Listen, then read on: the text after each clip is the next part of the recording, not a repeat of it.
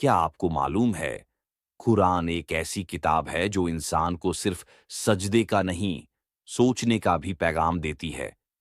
लोग समझते हैं कुरान सिर्फ इबादत के लिए है, लेकिन असल में कुरान इंसान के दिमाग को चैलेंज करता है। कुरान बार-बार कहता है, अफला ततफक्करून क्या तुम सोचोगे नहीं? अफला तुबसिरून। क्या तुम देखोगे नहीं? ये वही किताब है जो इंसान से कहती है, आसमान की तरफ देखो, ये बिना पिलर्स के खड़ा है। जमीन पर नजर डालो, हर पत्ते की कहानी समझने की कोशिश करो और अपने अंदर झांको।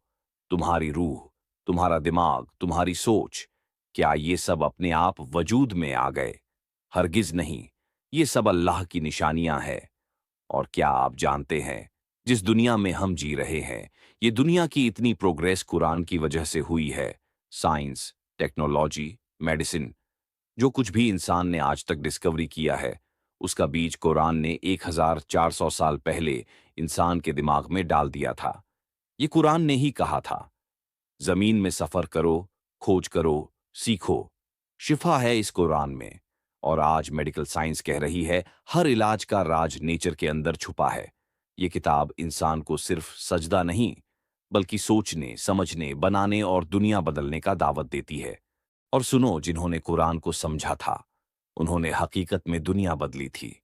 और जानते हो, दुनिया उन्हें उस्ताद कहती थी। लेकिन हमने क्या किया?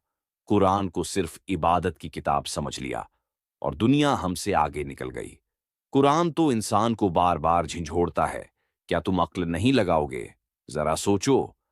कुरान 1400 साल पहले इंसान से कहता है, सोचो, देखो, समझो।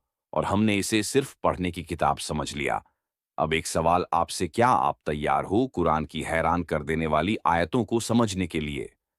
तो कमेंट में लिखो, इंशा अल्लाह। अगर तुम भी उन्हीं लोगों में से हो जो सिर्फ पढ़ना नहीं, सोचना चाहते हो, तो इस मिशन का हिस्सा बनो। माइंड मिरर बाय राहुल को सब्सक्राइब करो, क्योंकि कुरान पर सोचना सिर्फ इल्म नहीं, इबादत